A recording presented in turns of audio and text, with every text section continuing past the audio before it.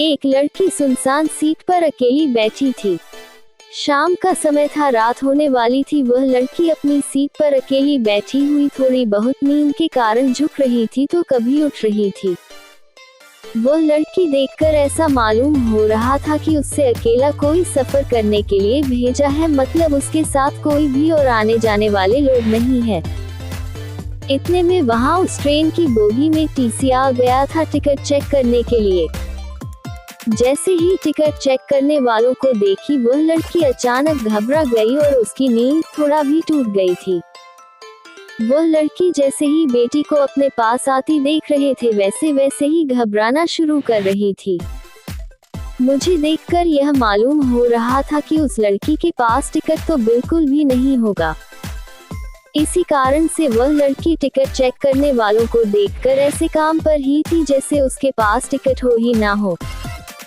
जैसी ticket check करने वाले उस लड़की से पूछता है कि टिकट दिखाओ, तभी वह लड़की गुमसुम और मधुर आवाज में कहती है कि मेरे पास टिकट नहीं है, मुझे बहुत जरूरी काम है, मेरी माँ की मृत्यु हो गई है, इसी काम से मैं शहर से गांव जा रही हूँ।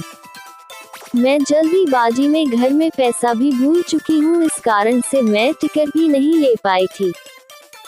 सुबह टिकट चेक करने वाले कहते हैं कि अगर आपने टिकट नहीं लिए तो आपको 300 रुपए फाइन देना होगा।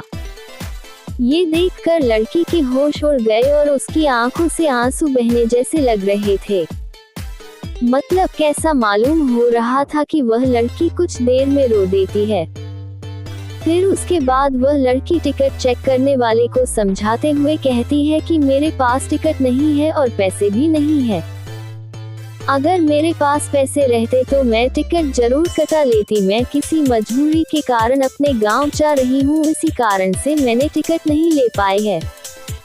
उसे बहुत किसी तरह से टिकट चेक करने वाले को समझाकर वह लड़की भेज देती है।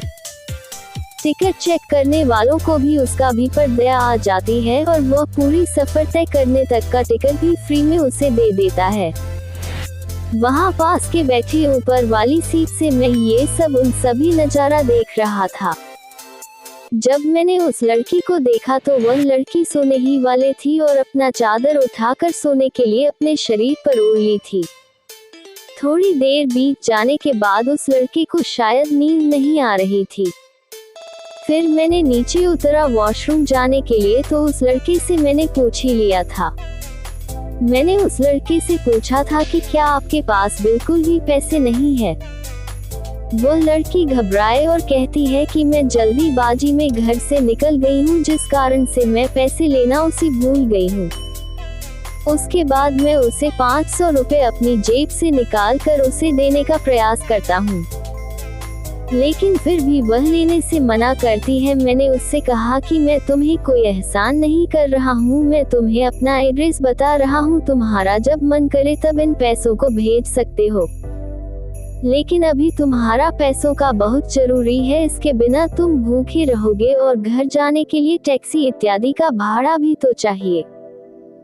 इतना सुनते ही और मेरे मनाने के बाद वह लड़की पैसे ले लेती और कहती है कि मैं घर जाकर पैसे का इंतजाम करके आपको उन पैसे को भेज दूंगी। उस बहुत लड़की सो जाती है। लड़की का सफर सुबह में 2 बजे पूरा हो जाती है और लड़की उस ट्रेन से उतर जाती है। उसके बाद जब मैं नींद से ज्यादा तो देखा कि वह लड़की अपनी सीट पर उपलब्ध नहीं है। फिर मैंने उस लड़की को ज्यादा याद नहीं किया और अपने काम से काम रखा और मैं सो गया था। घर पहुंचकर उस दिन बीत जाने के बाद करीब 1 साल बीत जाने के बाद मैंने जिस पते पर पैसे भेजने के लिए एड्रेस दिया था उस पर एक चिट्ठी आती है।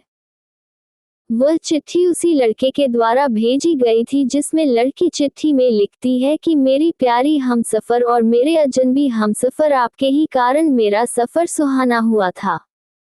अब मैं आपका कर्ज उतारना चाहती हूँ, लेकिन पैसे भेजकर मैं आपका कर्ज नहीं उतार सकती हैं। ऐसे में मेरी ख्वाहिश है कि मैं आपसे एक बार मिलकर आपका शुक्रिया अदा करूँ। साथ ही साथ उसे चिट्ठी पर नीचे मिलने के जगह के बारे में तथा समय के बारे में भी बताया गया था।